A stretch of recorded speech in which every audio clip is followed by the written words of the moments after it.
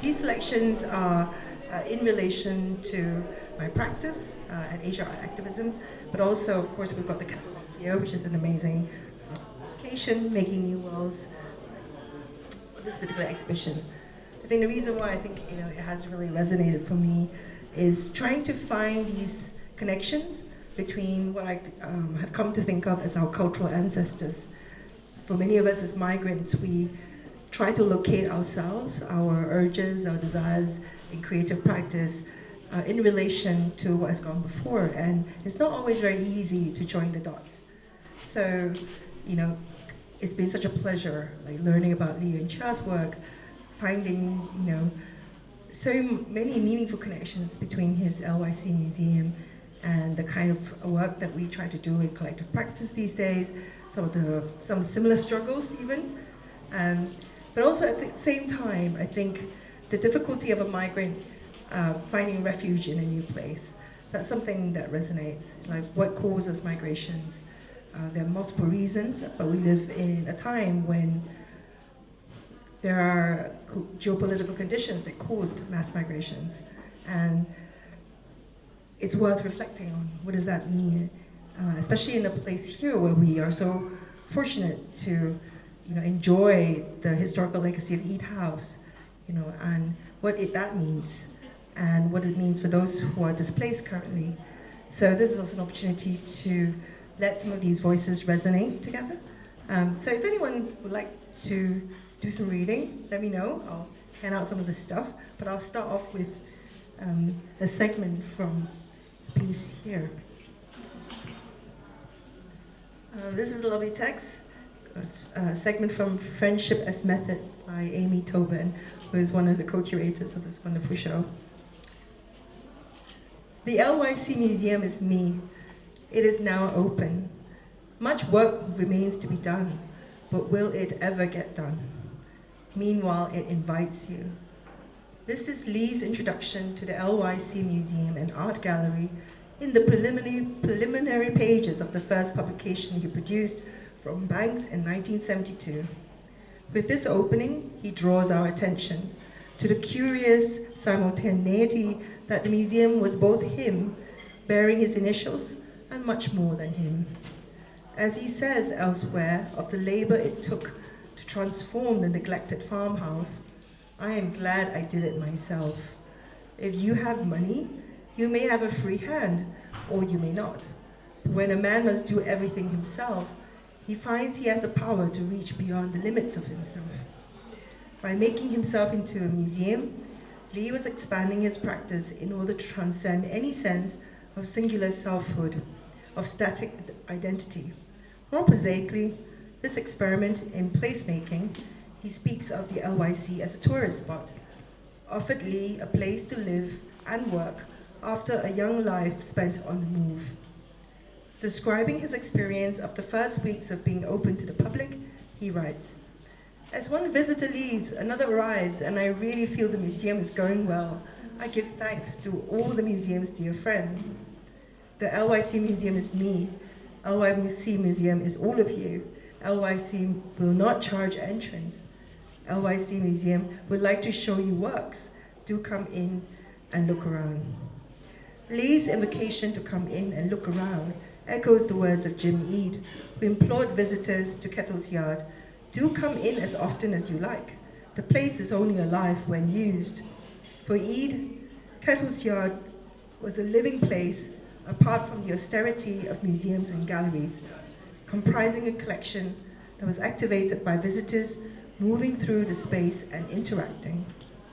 He had learned of this mode of looking from Winifred Nicholson and Ben Nicholson, describing how they compared the traffic around London's bustling Piccadilly Circus to ballet, and the volleys of a tennis game to Renaissance painting. This was a vital way of looking at artworks, not as static objects, but suffused with the patterns and connections of everyday life. It was a lesson Eade learned well, which animated Kettle's Yard, where that is contained in one work, ramifies amongst others with the stray objects, shells, stones, goblets, pots, tables, and chairs, making each up mise en scène. This space was a means of communicating the beauty and wonder of the world found in art and nature to small groups of visitors. Guests were usually limited to students at the University of Cambridge, who between 1958 and 1974 could visit Kettle's yard every afternoon in term time, beginning with a tour and ending with tea and conversation. And although Lee and Eid never met or took up their mutual open invitations, they shared in the possibilities of hospitality for remaking art's place in the world. They were both committed to creating spaces animated by people in which art moved and was moving. And I guess that leads me to this other poem by Hiba Abu Nada, who sadly passed away recently. I grant you refuge in invocation and prayer. I bless the neighborhood and the minaret to guard them from the rocket, from the moment. It is a general's command until it becomes a raid. I grant you and the little ones refuge. The little ones who change the rocket's course before it lands with its smiles. I grant you and the little ones refuge. The little ones now asleep like the chicks in a nest. They don't walk in their sleep towards dreams. They know death lurks outside the house. Their mother's tears are now doves following them, trailing behind every coffin. I grant the father refuge, the little one's father who holds the house upright. When it tilts after the bombs, he implores the moment of death, have mercy, spare me a little while. For their death, I learned to love my life. Grant them a death as beautiful as they are. I grant you refuge from hurt and death, refuge in the glory of our siege, here in the belly of the whale. Our streets exalt God with every bomb. They pray for the mosques and houses, and every time the bombings begin in the north, our supplications rise in the south. I grant you refuge from hurt and suffering. With words of sacred scripture, I shield the oranges from the sting of phosphorus and the shades of cloud from the smog. I grant you refuge in knowing that the dust will clear, and they who fell in love and died together will one day love.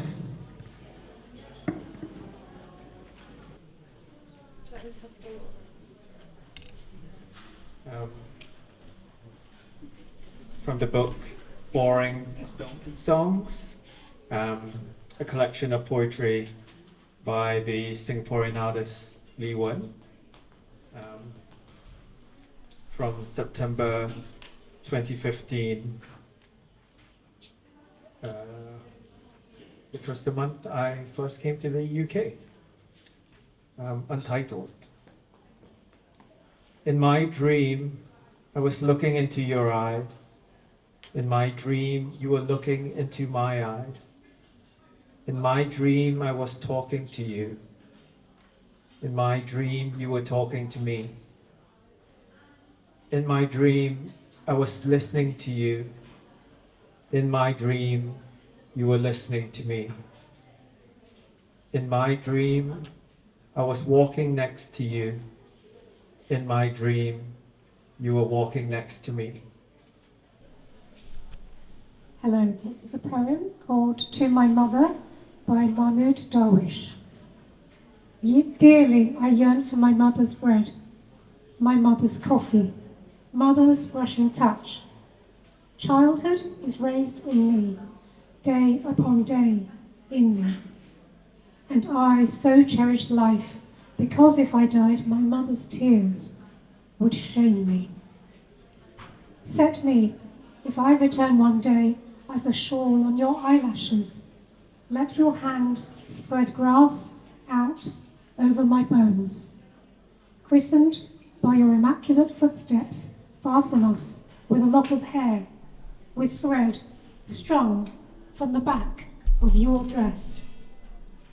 I could become a god.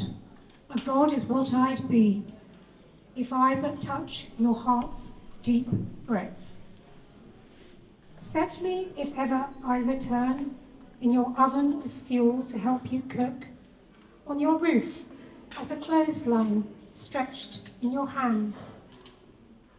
Weak without your daily prayers, I can no longer stand. I am old. Give me back the stars of childhood, that I may chart a homeward quest. Back with the migrant birds, back to your awaiting nest. It's untitled by Leeward. Early and strolling, easy. No funny walking. No wheelchair wheeling. In between puff frogs croaking. Back to normal. Thankfully, bored again. What is home? Is it the shade of the trees on my way to school before they were uprooted? It is my grandparents' black and white wedding photo before the walls crumbled. It is my uncle's prayer rug where dozens of ants slept on wintry nights, or it was bombed, looted, and put in a museum. It is the oven my mother used to bake bread and roast chicken before a bomb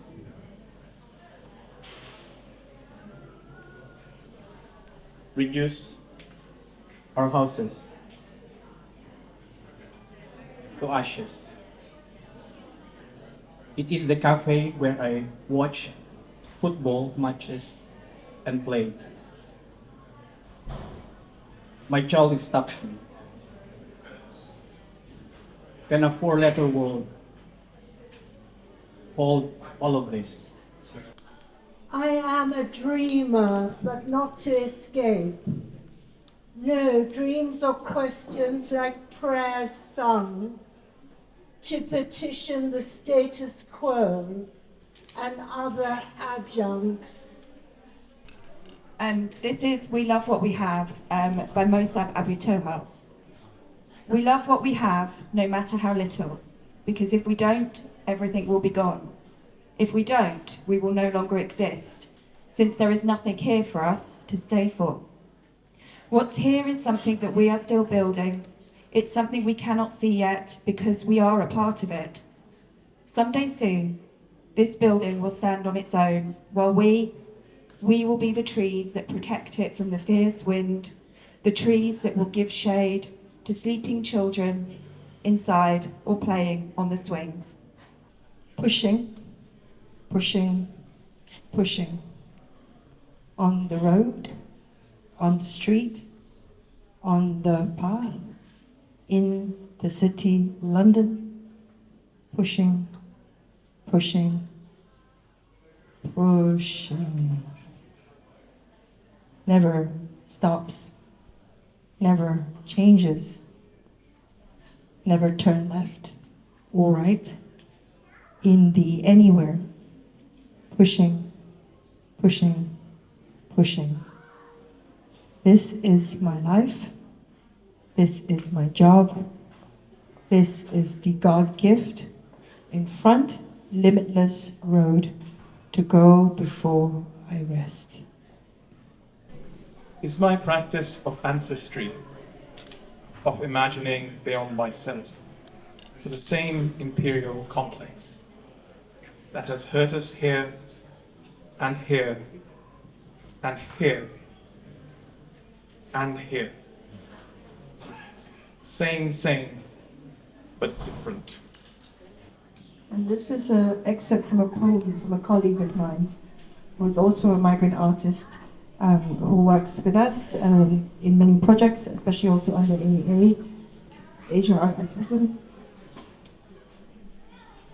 Wrestling Blues by Yali Allison. Evidently the fight is near. Ambushes from all sides. People need support, but my brain cannot come up with anything. The images keep recurring, even if they have been looping they free my mind again and again. These same desires can be reused once again by adding new elements, circulating continuously. Chokes and chokes, sometimes suffocating, sometimes breathing smoothly as if drowning.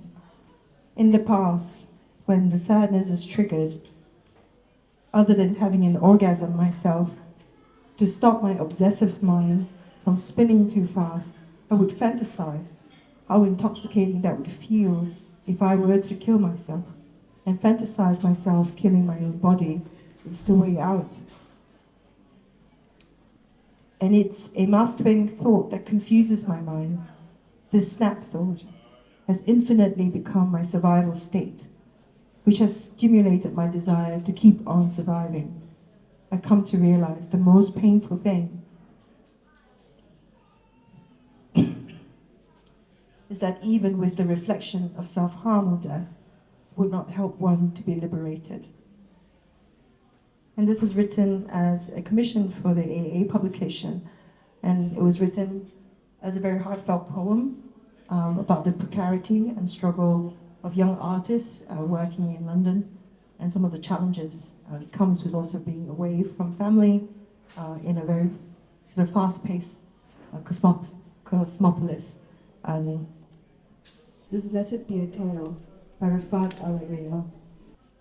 If I must die, you must live to tell my story, to sell my things, to buy a piece of cloth and some strings. Make it white with a long tail, so that a child somewhere in Gaza, while looking heaven in the eye, awaiting his dad who left in a blaze and bid no one farewell, not even to his flesh, not even to himself, sees the kite, my kite you made, flying up above, and thinks for a moment an angel is there, bringing back love. If I must die, let it bring hope. Let it be a tale. Ceasefire now. Thank you so much.